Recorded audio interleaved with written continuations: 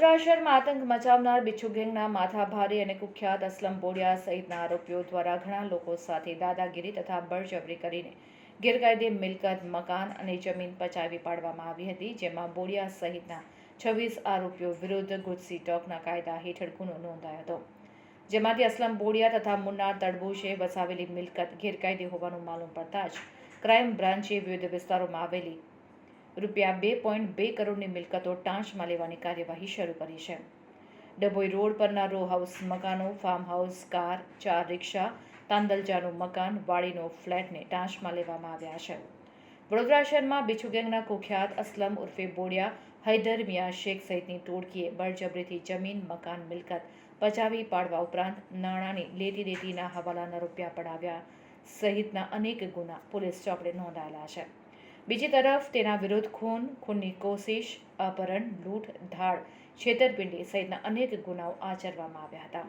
આરોપીઓ વિરુદ્ધ 10 વર્ષમાં સતત ચાલુ રહેતા ગુજરાત આતંકવાદ અને સંગઠિત ગુના નિયંત્રણ અધિનિયમ 2015 હેઠળ વર્ષ 2021માં ડીસીબી પોલીસ સ્ટેશનમાં ફરિયાદ નોંધાઈ હતી.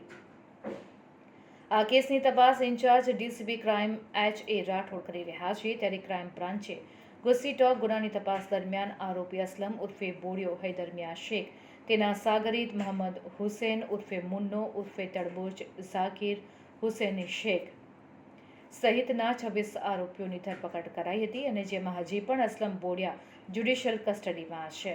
ત્યારે માથાભારે આરોપીઓએ ગેરકાયદેસર રીતે ઘણી મિલકતો પચાવી પાડી હોય પોલીસે તેના તરફ લાલ આંખ કરી છે, અને તેઓએ પચાવી પાડેલી મિલકતોને ટાંચમાં લેવાની કાર્યવાહી શરૂ કરાઈ છે, જેમાં અસલમ બોડિયો અને મુન્ના તડબોશ મળીને ₹2.2 કરોડની ગેરકાયદે પચાવી પાડવામાં આવેલી મિલકત પોલીસ દ્વારા ટાંચમાં લેવામાં આવી છે. તમે બધા જાણો છો એમ વડોદરા શહેરમાં પાછલા દિવસોમાં એક ગેંગ, બિચ્છુ ગેંગ, જે પોતાનું નામ ધારણ કરી અને વડોદરા શહેરમાં જુદા જુદા પ્રકારના ગુના, લૂંટ, ધાડ, ખૂનની કોશિશ, બળજબરીથી કઢાવી લેવું, વિશ્વાસઘાત, અસંખ્ય પ્રકારના ગુનાઓ કરતા હતા.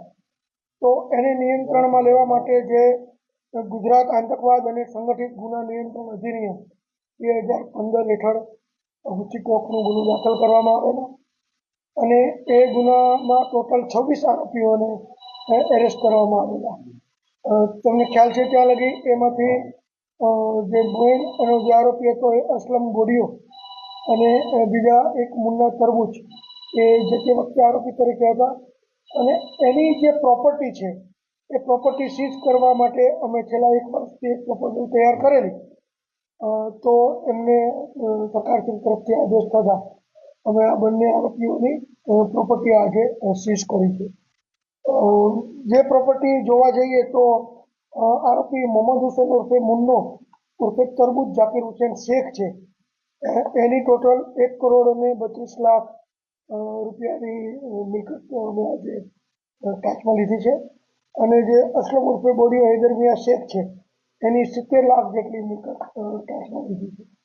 તો અમે આ બાબતે જે જરૂરી કાર્યવાહી છે રેવન્યુ અધિકારીને સાથે રાખીને જે પત્રવ્યવહાર કરવાનો હોય એ બધી પ્રોસિજર પૂરી કરી અને આજરોજ એની આ મિલકત ટાંચમાં લીધી છે. આવતીકાલે આને લગતો વિગતવારનો રિપોર્ટ અમે નામદાર કોર્ટમાં સબમિટ કરવા જઈ રહ્યા છીએ.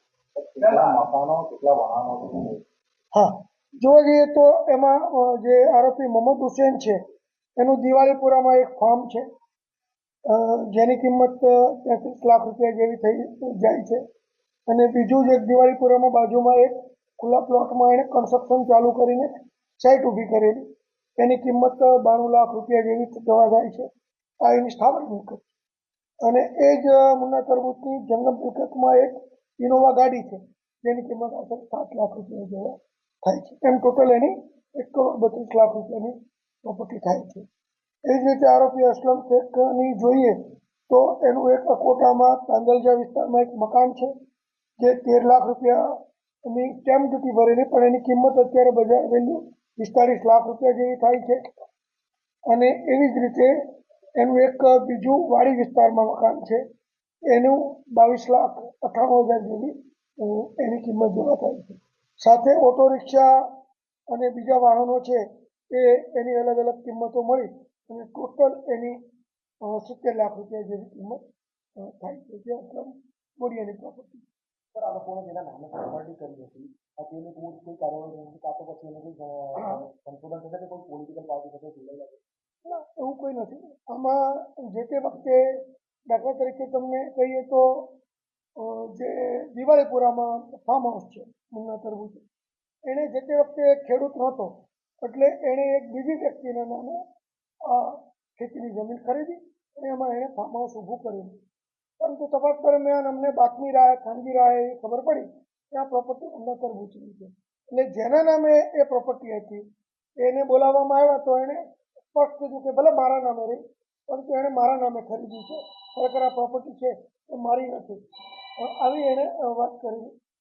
એટલે એની બાબતે એનું અમે કોર્ટમાં લઈ જઈને એનું 163નું નિવેદન પણ કરાવ્યું. એટલે જેથી કરીને અમને ખબર પડી કે આ પ્રોપર્ટી છે મુન્ના તરબૂચ, ભલે એના નામે નથી તેમ છતાં અમે એ સીઝ કરી, કારણ કે જેના નામે છે એને એવું કબૂલાતનામું આપ્યું છે કે આ પ્રોપર્ટી છે મુન્ના તરબૂચ. આ રીતે એના નામે ન હોય તો પણ અમે પ્રોપર્ટી લીધી. એવી જ રીતે રિક્ષાઓ છે, તો રિક્ષાઓ પણ જે અસલમ બોડિયાની હતી પરંતુ એ જુદી જુદી વ્યક્તિઓના નામે ખરીદેલી. એ વ્યક્તિઓ બધાએ આવીને કોર્ટમાં એવું નિવેદન આપ્યું છે કે ભલે અમારા નામે રિક્ષા છે પરંતુ ખરેખર અમારી નથી, એ એમની છે, અમને ખાલી ચલાવવા આપે. તેથી એ રિક્ષાઓ પણ અમે સર આ જે પ્રોપર્ટી કે વાહનો છે તે તમે કહ્યું એમ કે અન્યના નામે છે તો આ ધમકાઈને એમના નામે લેવડાવતો હતો કે કઈ રીતે? ના, એ તો ધમકાવીને નહીં, કોઈ મિલકત છે મિત્રતાના દર અથવા તો રિક્ષાની વાત કરીએ તો રિક્ષા એને ચલાવવા માટે આપે. કારણ અમે રિક્ષા લઈ દઉં છું ત્યારે અત્યારે રિક્ષાઓનો માલિક છે એ ભાડે રિક્ષા ચલાવવા આપે છે, એ અર્થમાં એને રિક્ષાઓ પોતાના નામે લીધેલી અને એ જ લોકોને ભાડે ચલાવવામાં આવે. અમને ખબર પડી કે આની પાસે ઘણી બધી રિક્ષાઓ છે પરંતુ તપાસ કરતા નીકળેલું કે અલગ અલગ વ્યક્તિના નામે. તો બધાને બોલાવતા ખબર પડી કે આ રિક્ષાઓ છે તો અસલમ બોડિયાની, એટલે અલગ અલગ ડ્રાઈવરોના નામે ખરીદી. એ લોકોએ એ પ્રકારનું કબૂલાતનામું આપ્યું એટલે આમાં કોઈ એનો કોઈ ક્રિમિનલ ઇન્ટેન્શન હોય એવું જણાતું નથી. સર 2021માં આ ગુનો રજીસ્ટર કરવામાં આવ્યો તો કયા પ્રકારની પ્રોસિજરમાંથી પોલીસ ગઈ અને આજે જ આ ફરિયાદ કરશે? છેલ્લા 1.5-2 વર્ષથી આ પ્રોસિજર ચાલુ હતી. આમાં ઘણી લાંબી પ્રોસિજર છે. પહેલાં તો મિલકત શોધવી પડે છે અમારે, બાતમી રાહે પણ અમને કોઈ કહે કે આરોપીની મિલકત છે.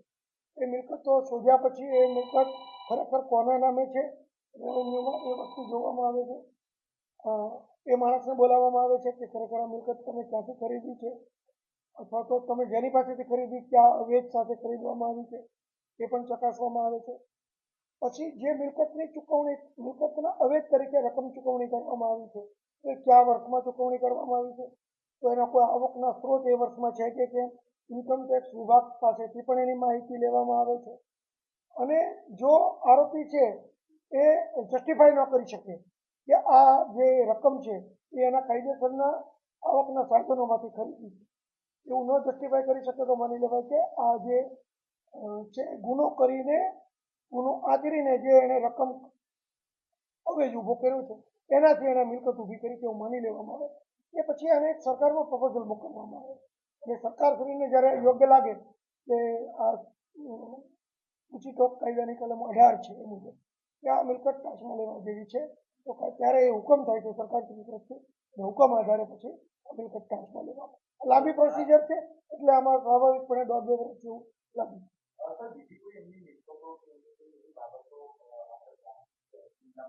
ના, જેટલી મિલકતો અમારા ધ્યાન ઉપર આવેલી એ બધાની અમે પ્રપોઝલ કરેલી અને જેમાંથી જે યોગ્ય લાગેલી એ સરકારશ્રી હુકમ કરેલો એ મિલકત અમે આજરોજ ટાંચમાં લીધી છે. એટલી તરીકે ઘણી વખત એવું બને કે મિલકત એના નામે હોય તેમ છતાં એ મિલકત છે એ એના કોઈ કાયદેસરના આવકના સાધનોમાંથી એણે લીધી હોય તો એને ટાંચમાં લેવામાં આવતી નથી. મુન્ના તરબૂચ અત્યારે જે નવાપુરામાં મકાનમાં રહે છે એ એની મિસિસને એની મા તરફથી એટલે કે મુન્ના તરબૂચની સાસુએ ખરીદેલું અને એને વારસામાં મળેલું. એટલે એના એવા કારણો હતા જે તે વખતે, એ વખતે એને ગુનાહિત ઇતિહાસ એનો જે તે વખતે નહોતો તો એ મિલકત છે એ કબજે લેવામાં નથી. એમની કોઈ ઇન્કમ નથી, એ લોકો જસ્ટિફાઈ નથી કરી શકતા જે તે વર્ષમાં એને આવક ક્યાંથી કરી એ નથી કરી શક્યા. એટલા માટે તો પછી આ ગુનાહિત કામ કરીને આ મિલકત ઊભી કરી છે એવું એ નક્કી થયું એટલે તો એ મિલકતો છે.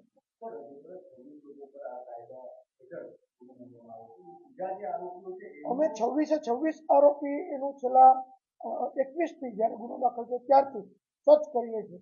જેના નામે કોઈ સ્થાવરથી જંગમ મિલકત છે. એમાંથી માત્ર 2 જ વ્યક્તિ એવી નીકળેલી કે જેની પાસે સ્થાવર જંગમ મિલકતો નીકળે. ઉદાહરણ તરીકે પણ તમે લઈ શકો છો કે ગુનાહિત માનસ ધરાવતા ગુનેગારોને એક મેસેજ જાય કે ભાઈ ગુનો કરીને કદાચ કોઈ મિલકત ઊભી કરવામાં આવે તો સરકાર ગમે ત્યારે એ મિલકત છે એ જપ્ત કરી શકે.